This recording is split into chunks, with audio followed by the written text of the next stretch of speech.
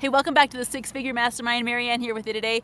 Let's talk about sales. And I know you felt the pressure before. I get it. I've been there. Stay tuned. I'll show you how to eliminate it.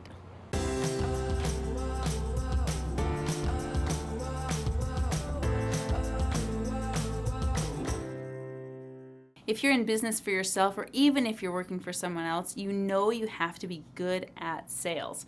And I gotta tell you something, guys, if you don't think you're good at sales, I can tell you that you're already wrong. Because if you don't think you're good at sales, you've already sold yourself on that idea, which makes you an excellent salesperson. So let's change this idea of maybe that there's pressure in sales or I'm not good at sales, turn it around and make you a maven at sales.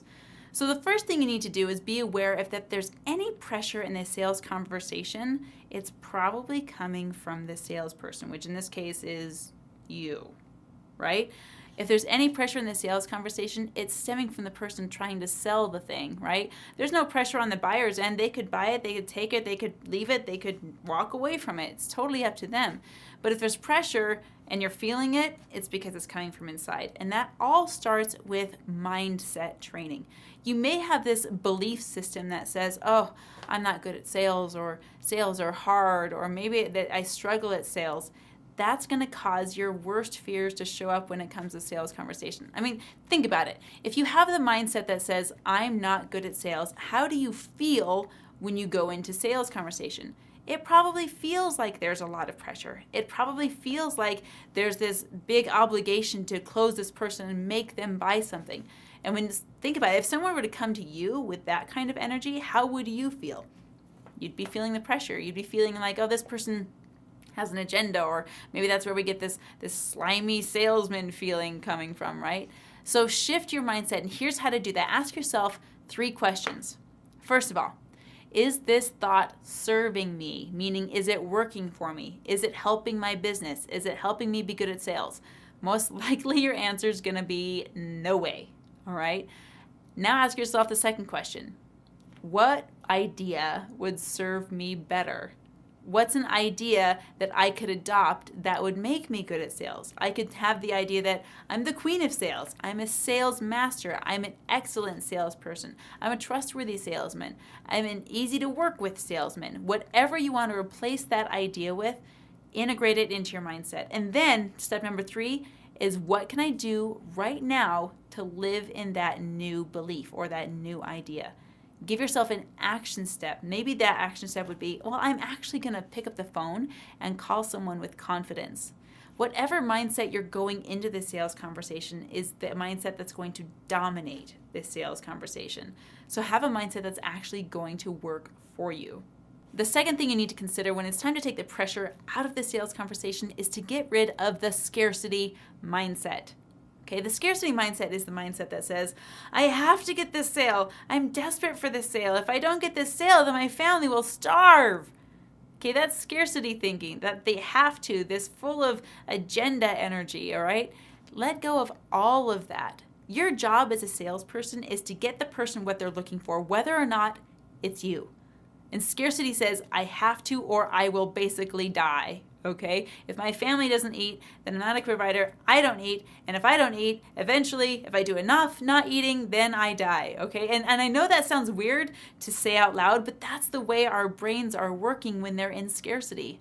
All right? Scarcity says there's not enough.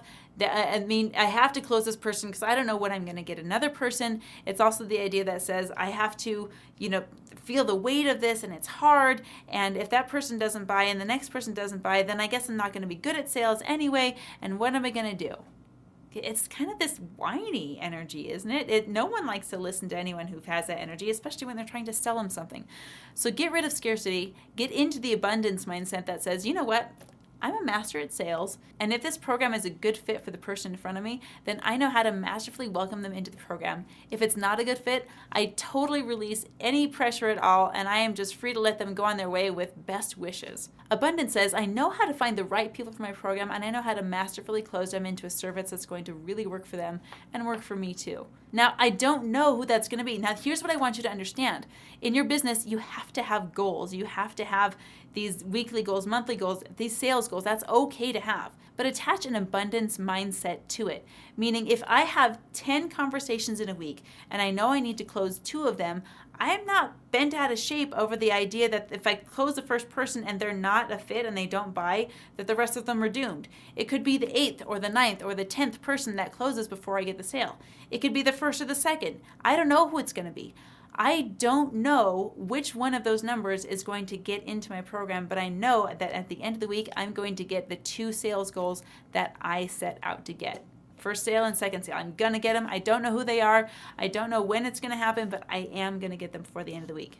Just completely let go of that agenda that would say otherwise. Third thing to consider is take the pressure off yourself. Okay, like I said, if there's any pressure in the sales conversation, it's probably coming from the salesman, which in this case is you. So take the pressure off yourself. If you are all bent out of shape and scared that you're not going to make the sale, yeah, that's going to give you a lot of pressure. But if you can say, hey, you know what? I don't know if I'm going to get the sale or not. It really doesn't matter because I'm going to put my best foot forward, extend the strongest invitation I can, and then let the customer decide. Remember, you never close a customer on a sale. They're always closing themselves. And when you think of it that way, it's really easy to take all the pressure out of every sales conversation. Hey, thanks for watching today's video. I hope you enjoyed today's content. If you have any questions about how to further eliminate the pressure from sales, hit me up in the comments below, or if you want to see more videos about sales, let me know in the comments. And in fact, if you want to know what it looks like to work closely with me in building your 6-figure business, I want to see what that looks like too. So hit me up in the description. There's a link in there, and we'll have a personal interview to see what that looks like.